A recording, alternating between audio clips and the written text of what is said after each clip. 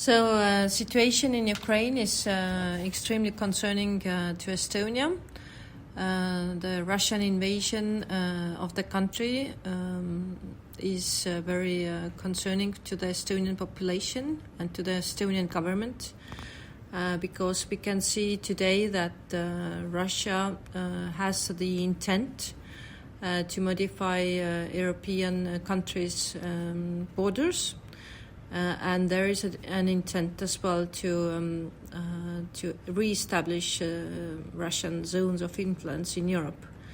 So, coupled with military capabilities and the defense forces that Russia is owning today, and using this military force to gain its strategic objectives, our conclusion here in Estonia is that what is happening today in Ukraine might happen as well here in Estonia.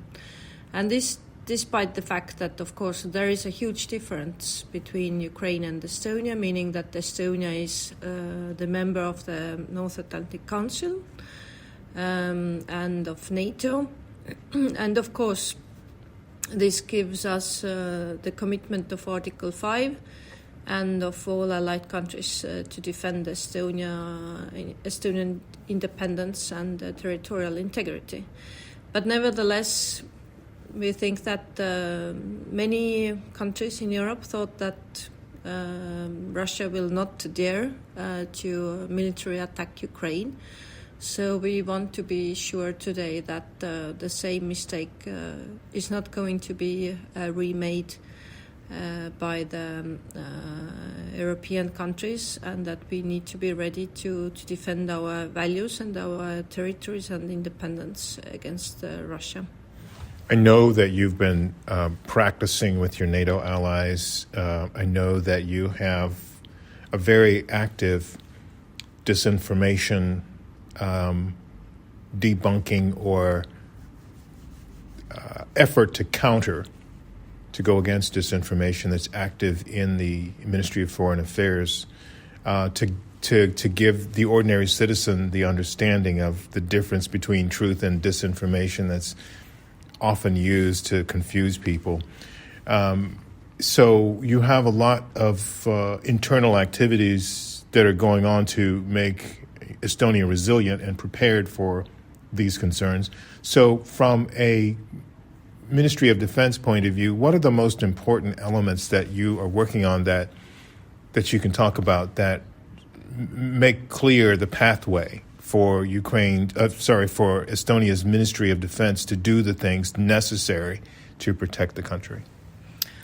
So one of the first things that we were deciding was to increase the defense spending and give more financial resources to the development of the critical military capabilities that we are currently still missing. So the decision by the Estonian government to allocate almost 600 million euros in addition to the ordinary defense budget was quite a significant decision.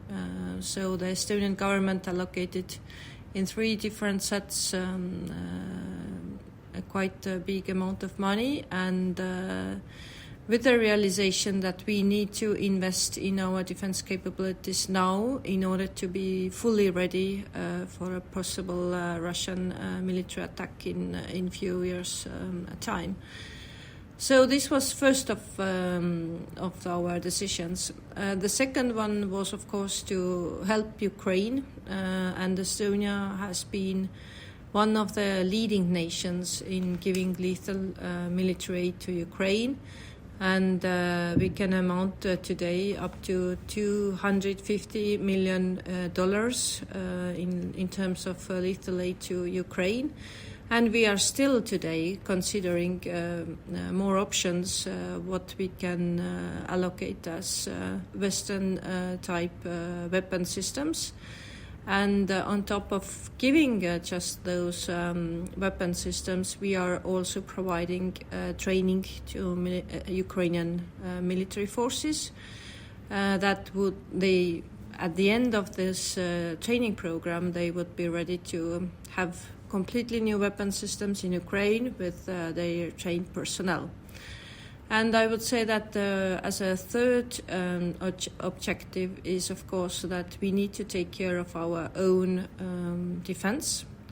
And we have been proposing in NATO to move from the forward presence concept, that is the current strategy of NATO, towards forward defense concept.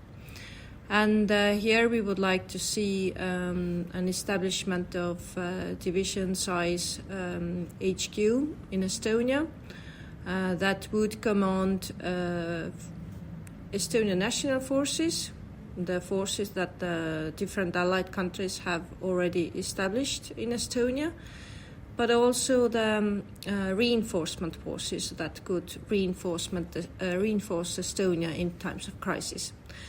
And in addition to this command structure at the division level, we would like to see an increase of allied forces present in Estonia, and coupled with critical key military capabilities such as air defense, for instance, but as well with prepositioning of equipment and military ammunition supplies. So we have been proposing this construct to all NATO allies, and in coming weeks and until up to the Madrid summit, we would like to have this discussion, how exactly we are going to increase the defense of the Baltic countries in NATO. Of course, it will imply that Estonia will do its national part, I mean in terms of improving its defense readiness, in terms of developing new capabilities, but taking into account the military superiority of Russian forces in this specific Baltic region, it is clear that Estonia or the Baltic states would never match with the size of the force of the Russian forces. So we, in any case, would need allied countries' help to our defense, and the whole strategy will be to be ready to fight with concrete forces from the day zero of the conflict. What is it that the West and other countries west of here didn't understand, to your knowledge, about what Estonia has been telling them for years, since 2007, about Russia? It's very clear that you and other countries have been telling them that Russia is not who you think they are, or you cannot.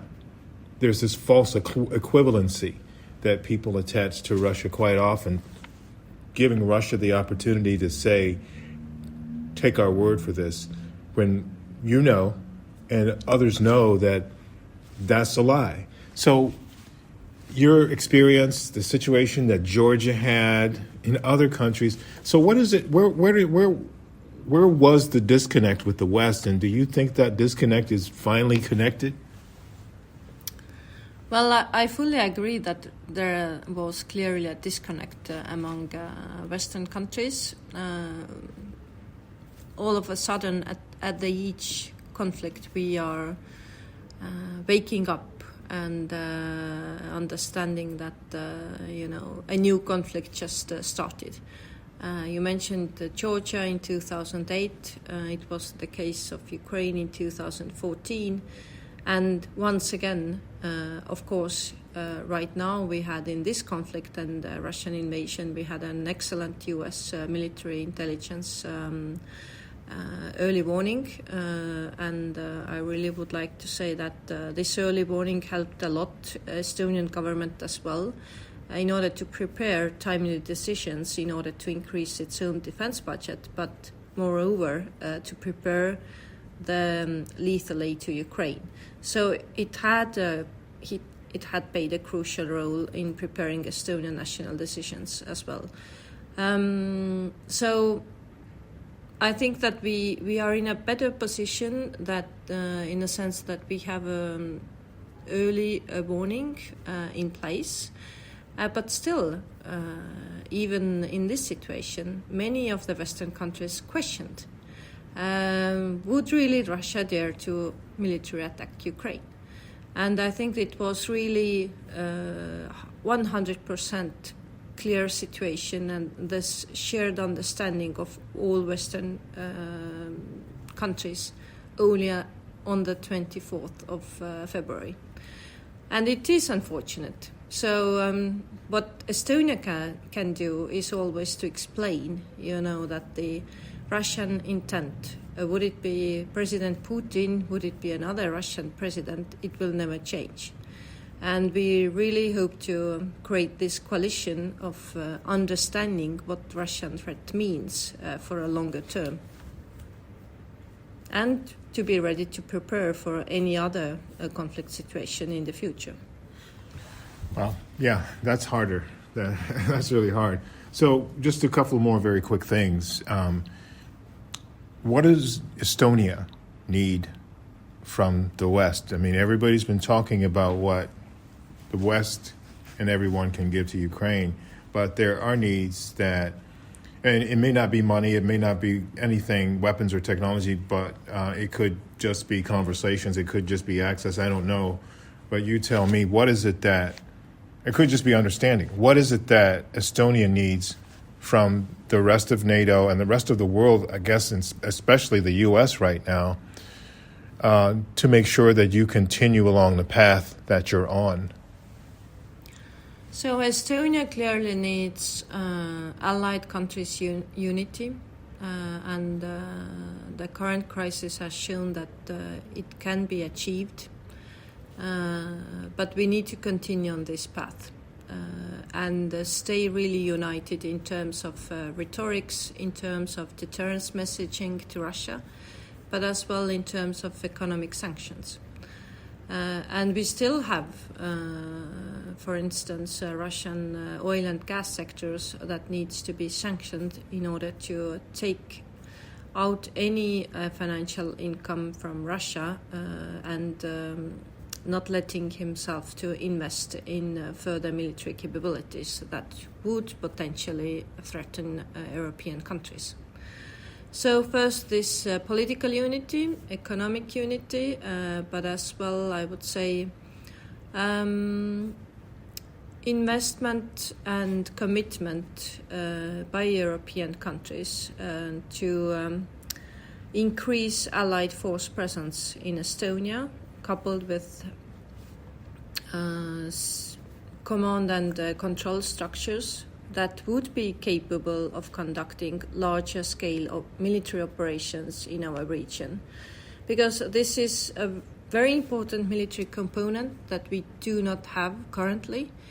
But if we are taking the Russian military capabilities, we really need to see that we need to match those and be ready for the fight. And I think, of course, we need some help as well in terms of missing capabilities. Estonian population is 1.4 million people, and it's true that for such a small nation it is extremely expensive and almost impossible to acquire all military capabilities in all domains. So we would like to see allied countries' solidarity in providing very critical capabilities to Estonia, because we have this determination as well as Ukrainian nation today. It will be the case of the Estonia, Latvia and Lithuania that we will defend our country, our independence in all situations. But for that, to keep our independence, we really need political and military commitment for other allies to help us. Is there anything you want to add that I haven't asked you about that you think is important? No, I'm fine. Thank you. Well, thank you very much. I appreciate your time. Thank you.